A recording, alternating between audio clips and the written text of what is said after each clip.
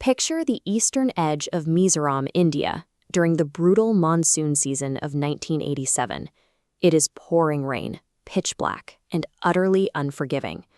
In the remote village of Vafai, a young man named Lal Biak Vela experiences a sudden, intense spiritual conviction.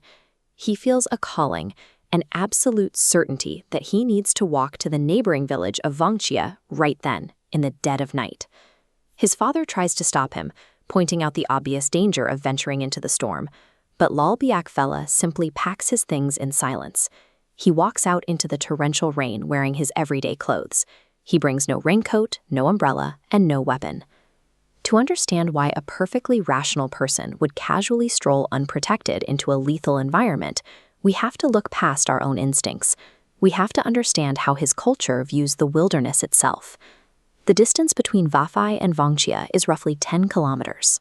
The route is a grueling series of steep inclines and sheer drops, carving right through the rugged high-altitude ridges. Add in the pitch black of night and a heavy monsoon downpour, and you get incredibly low visibility. One slip on this mud means severe injury, and in this remoteness, injury often leads to death. This logic model illustrates two very different approaches to that danger. On the left, a standard modern perspective frames this dark jungle as an antagonistic force.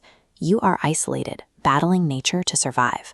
But Lal Biak Vela operates on the framework on the right. Here, a human is just a single node within an active, interconnected system.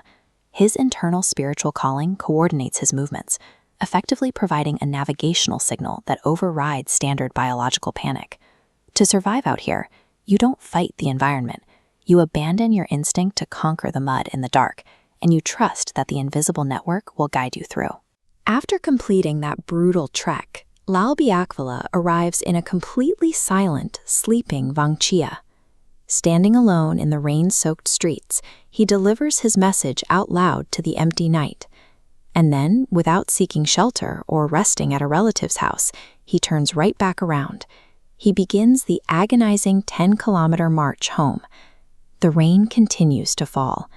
He is miles away from another human being. The only thing cutting through the deep isolation of the jungle is the dull, silvery light of a faint moon filtering through the canopy. When you are this physically isolated, every ounce of human ego vanishes. You are entirely exposed to whatever forces govern the deep forest. Right as he clears the edge of the village, a shadow blocks the moonlit path. Standing directly in front of him is a wild tiger, 300 pounds of muscle and teeth, locking eyes with him. Every biological instinct screams at the body to freeze in terror or run for its life.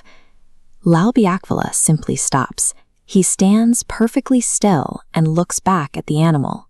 No panic, no running. Then, the tiger does something wildly unnatural. It slowly wags its tail, turns its body away from him, and points its head straight down the path toward Vafai. Recognizing the behavior not as a threat, but as a deliberate invitation, Lal Biak Vela reads the moment as divine intervention. He steps forward and approaches the apex predator. He reaches out and holds on to the tiger's tail. Together, the man and the beast walk into the darkness, with the tiger guiding him safely along the treacherous jungle trail. They walk like this until they reach the outskirts of Vafai. As the tiger turns to leave the path and melt back into the forest, Lal Biak Vela reaches out one last time and plucks a single hair from its back. This brief interaction dismantles the rigid hierarchy of predator and prey. A lethal threat dissolves into a cooperative, sacred partnership. A few hours later, dawn breaks over Vafai. Lal Biak Vela walks through his front door to find his father casually stoking the morning fire. His father asks where he's been. When Lal Biak Vela explains that he walked to Vangchia and back through a midnight monsoon, his father shakes his head, dismissing the entire story as impossible nonsense. Lal Biak Vela doesn't argue. He just reaches out and opens his hand, revealing the thick, coarse tiger hair resting in his palm. The physical presence of that single hair validates a worldview where the jungle is a collaborative space. For the father, it proves that following a spiritual impulse yields tangible survival results in the most hostile conditions. Lalbiak Vela's Midnight Walk reveals something deeply embedded in the cultural fabric of Vafai. This network map represents their specific cultural ecology. In this framework, there is absolutely zero boundary between the spiritual forces of the world and the physical fauna living in the jungle. They function as a singular, unified system. This yields a foundational principle in Mizo culture. Even created things are God's messengers. They must be respected. When every creature is viewed as a potential carrier of a divine message, the wilderness becomes more than a background for human activity. In this Vafai framework, the survival of the forest is directly tied to the survival of the community's spiritual guidance, making the protection of the environment a fundamental necessity for staying connected to the divine.